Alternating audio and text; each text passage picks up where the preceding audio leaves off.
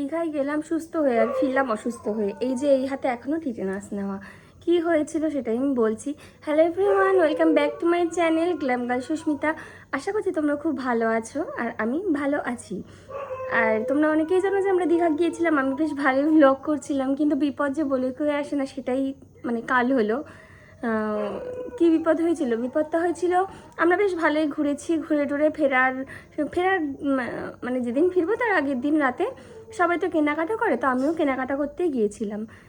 আমরা সবাই ছিলাম, কেনাকাটা করছি যে যার মতন এদিক ওদিক সেদিক। তো হঠাৎ করে কেনাকাটা করতে করতে এটা ছুঁচো, মানে ছুঁচো বা ইঁদুর জানি না ওটা কী ছিল, আমার আমিও পাটা একটু পিছনে ফেলেছি, ওর হয়তো ও সেই মুহূর্তে যাচ্ছিল বা ওর গায়ে লেগেছে, ও উল্টে আমার পায়ের মধ্যে কামড় দিয়েছে না আঁচড় দিয়েছে বোঝা যাচ্ছে না, সঙ্গে সঙ্গে তারপর ঢুকে গেল একটা দোকানের মধ্যে।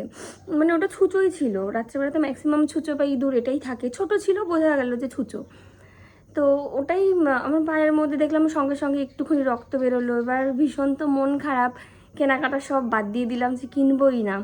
আর তখন খুব কান্নাও পাচ্ছিল যে কি কামড়ালো। এবার সবাই ভয় দেখাচ্ছে যে ইঞ্জেকশন, অনেক ইঞ্জেকশন নিতে হবে, টিটেনাস নিতে হবে, হ্যান ত্যান আরও অনেক কিছু।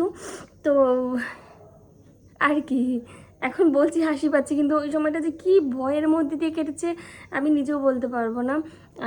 তারপরে তো রীতিমতন ফেরার সময় বাসে এসছি স্লিপারে। আর ওই হচ্ছে আরেকটা জার্নি, মানে আমি এখন যদি চোখ বন্ধ করি আমি এখনও শিউরে উঠছি এরকম। মানে আমার বাস জার্নিটা খুব খারাপ ছিল, ভাবছিলাম যে খুব ভালো হবে কিন্তু ভীষণই খারাপ। আমি যদি এখনও চোখ বন্ধ করছি না, আমি এখনও মনে হয় আমি বাসের মধ্যেই সেই জার্কিংয়ের মধ্যেই রয়েছি।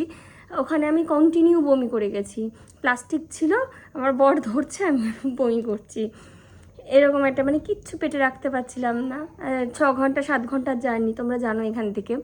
তো ওইরকম বমি করতে করতে এসেছি। তারপরে পৌঁছালাম বাড়িতে, এসে 24 ঘন্টা কি 48 ঘন্টার মধ্যে ইঞ্জেকশন নিতে হয়। তো বাড়িতে এসে একজন টিটেনাস দিয়ে গেল। তাই বলছি মানে কি বিপদ কখনকার কি হয়ে যায় কেউ বলতে পারে না, যেটা আমার সাথে হলো। সবই ঠিক ছিল, কোনো কিছু অসুবিধে ছিল না, কিন্তু হঠাৎ করে ওরকম একটা ইঁদুর বা ছুঁচো এসে কামড়ে দিয়ে চলে গেল। কি বলবো, খুব খারাপ। আমার সাথে এটা হওয়ার ছিল, তাই হলো। আর এখনও হাতে প্রচণ্ড ব্যথা, টিটেনাসে এত ব্যথা করছে, মানে আমি শোয়ার পর যদি উঠছি ব্যথাটা দ্বিগুণ মনে হচ্ছে। তো এটাই শেয়ার করার ছিল। আর নতুন ভিডিও ব্লগ এডিট করবো, এডিটও করতে ইচ্ছা করছে না, শরীরও ভালো লাগছে না, কন্টিনিউ মাথাটা ঘুরছে। গেলাম সুস্থ হয়ে, আসলাম অসুস্থ হয়ে, এই আর কি।